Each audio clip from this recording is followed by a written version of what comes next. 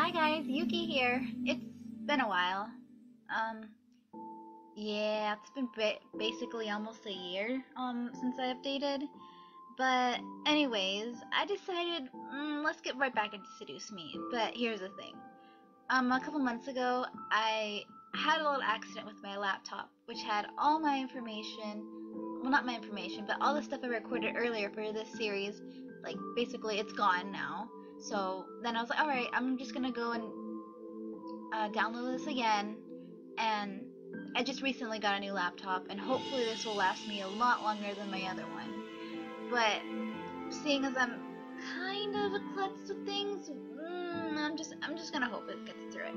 Anyways, so I downloaded this, and a lot of things have changed. The art style. I hear that this is also the newest demo of the game that came out last year. And I hear that the actual game, Seduce Me, is gonna come out next month on Valentine's Day. So for us single people, just to go and eat some ice cream and just play this, and yeah. Anyways, I'm just gonna get right back into it. I'm just gonna start from the beginning again because I don't know what's different or anything like that. So let's just get into it. The following game is made for PG-16 audiences. Please know that sexual/violent themes are slightly explored in this game. You have been warned. Why, hello. My, aren't you a gorgeous sight? Can I be honored enough to know your name? That's pretty unusual. A lovely name for a lovely person like you. Wonderful. I don't hate Eric as much as I used to. Not that I'm saying he's bad or anything, it's just the stereotype kind of. Usually I go for the flirty guy second to last, and I go for like the sweet quiet ones first. Eric, do your job. Very well. This game was produced by Seraphim Entertainment under the direction of Michaela Laws and is powered by Renpai Visual Novel Engine. We truly hope you'll enjoy this story. I know I'll enjoy it since you'll be in it. Yes, I do notice that the voices have, like, the voice acting has gotten a lot better. Not saying that I was bad before, because it wasn't. It was good. But this one's like, I don't know. I feel like the audio quality is better. But we'll just go on. Eric. Fine. Farewell, my sweet. Somewhere. Come on! Is that all you got? Wanna try me, asshole? Crap! Missed. Let's retreat for now. No kidding. Let's get out of here. That's right. You better run, you stupid punks! Stay out of our territory! Call it fate or call it coincidence. That one moment of violence started a chain of events I will never forget. This formula, created in the 70s, is one of the most important in the field of financial theory. It is used to calculate the price of European-style options and is widely used by option marketers, though there are some discrepancies that are now corrected with the modern viewpoint. Rain. It's been a long time since we've gotten rain around here. But it is the season for rainy weather, so it's not exactly that surprising. Personally, I love the sound of it. The way the raindrops fell, like the soft tapping of fingers. It was so soothing. Even looking at the droplets hit the glass of the window was strangely calming. For this reason, I felt lucky to have a seat next to the window, though I did spend more time staring outside than I did paying attention in class. The lectures in class were pretty boring. Mrs. Phillips's voice wasn't soporific, but I just wasn't interested in what she was saying. And since it was the period right before lunch, all I could think about was doing other things in my free time. Honestly, I don't really care much for economics. Sure, I had good grades in this class, but it was only because I read the textbook and did my assignments as I had to. I was only taking this class because it was mandatory. If it were up to me, I would probably have taken another course. Luckily, it was my senior year, so that after this semester it would mean that the end of high school course is forever. Thank God for that. I didn't hate high school, it was just kind of a mundane how the days drifted on and on as if there is no end to it. The only thing I really enjoyed about going to school was meeting my friends and hanging out with them, but that was kind of it. In short, I was done with high school. The start of the second semester brought a note of finality to it. I had already applied to many universities in the semester prior, and I was expecting replies sometime in the next few months. It seemed like the start of something new, something that would change. That is, if things could change. I stared at the faint outline of droplets in the distance. For now, I was stuck in this class. Miss Anderson. So, yep, I guess people are gonna get their sprites now, because I was wondering what Mrs. Phillips looked like. And Lysette, but we'll get to that later. Mrs. Phillips's raised voice interrupted my train of thought. Just when I was thinking about class, I quickly turned my head to face the teacher. Hopefully she didn't pick me just because she noticed that I was facing out. Yes, ma'am? Would you care to name the equation I set up on the blackboard? Oh, I think I read about that in the textbook last night. It should be the Black-Scholes model formula. Very good as always, Miss Anderson. Anderson. It followed me wherever I went. Most people didn't know me by my first name, but rather my surname. No doubt, since the surname was the trademark of the internationally famous and philanthropic Anderson Family Toys, and because the founder was my very own grandfather. Suzu, one of my best friends, turned around and proudly gave me a punch to the shoulder. Kick-ass girl. From beside me, I heard Naomi, another one of my best friends, clearing her throat in obvious disapproval of Suzu's choice of words. She means good job. Miss Capini. Oi! Care to tell me who the creators of this formula were? Some guys named Black and Scholes. Fisher Black and Myron Scholes. Very good, Miss Patterson. Show off. Better study next time, Suzu. Be like us and study once in a while. Suzu rolled her eyes and slouched in her chair as Naomi gave her a small smirk. She always pouted when Naomi showed her up. That's the end of today's lecture. Now, let's separate into groups and work on your projects. Remember, everything is due on Monday. Go ahead now. Before I knew it, Suzu and Naomi had scooted their desks to align with mine, and we turned into the Three Musketeers. Whenever the teacher let the students decide on groups, we always grouped together in our little trio. It was a sheer stroke of luck that we all managed to get in the same class, so we had to at least try to take the opportunity and stick together as much as we could. Besides, we were most comfortable around each other than, say, compared to being around any of the other classmates.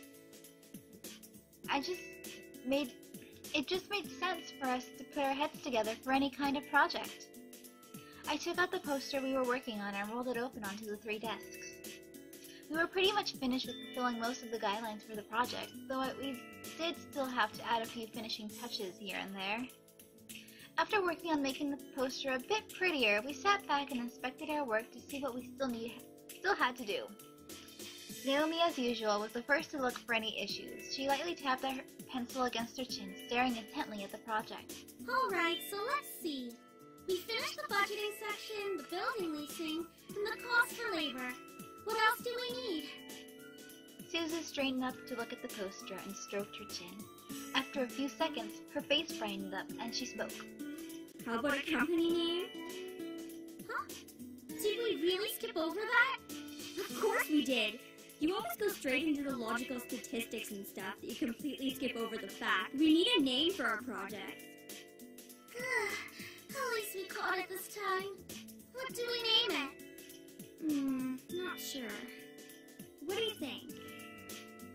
It always came down to me. Whenever there was something to be named or titled, I was the master in ending decision, even when I didn't want to be.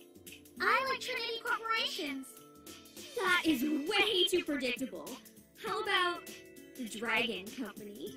What do dragons have to do with our project? What? It's a totally unpredictable name. It's hot. But our company sells bubble gum.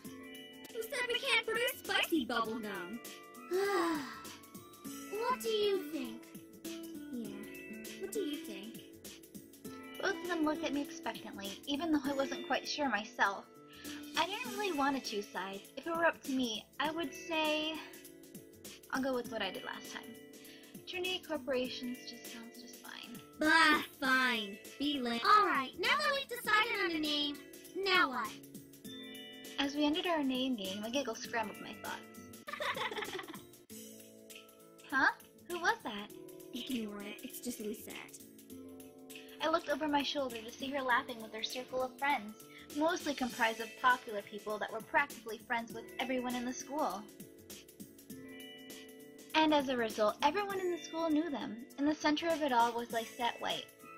She sat with a posture that indicated that she was still working, but she was also ready to casually chat about her day. She had an endearing balance of charismatic and awkward, which was readily apparent when she was first talked to someone. It was easy to make her smile and laugh, and she was quite the comedian as well. Basically, she was perfect. Not that she was like a robot or something, but she was the student that everyone else wanted to be. Lysette was bright, easygoing, and above all, had her future laid out right in front of her. Unlike the average student, she knew what she wanted to do after high school, and as a result, she was confident and ambitious, though sometimes it could rub a lot of people the wrong way. Moreover, I had known her ever since I was young, but it had ultimately resulted in a rivalry that has continued today. Of course, my friends knew what was between us, and upon seeing me glance at her, they shifted their attention to her. She doesn't even look like she's working, in my opinion. She probably is, but she's too much of a stuck-up priss to allow herself to look like she's actually doing work. Oh, come on, Suzu. She may be a little off-putting, but she's not the giant priss that you're making her seem to be. I'm still confused as to why she has a rivalry with the main character. Like, she's such a nice person. What is it about her that rubs her the wrong way? I don't know. Hopefully we'll figure out in the actual full version when it comes out. But for now, I'm just left here to guess. The day she isn't a priss is the day I turn into you. What's that supposed to mean? Never mind. It's about time. Let's bail. Unsurprisingly, Susie was the first out of the classroom, slinging her backpack with ease on her shoulder as she quickly strolled out the door. Her seat isn't even closest to the exit, and she always manages to be the first one out of the door. I don't think I'll ever understand that. Me and you both, Naomi. She gave me a smile as if relieved by the fact that I felt the same way as she did. See? Why can't she just be normal like the two of us? It's Susan, Naomi. Think about it. Very true. Man, you guys are slow. Are you coming or what?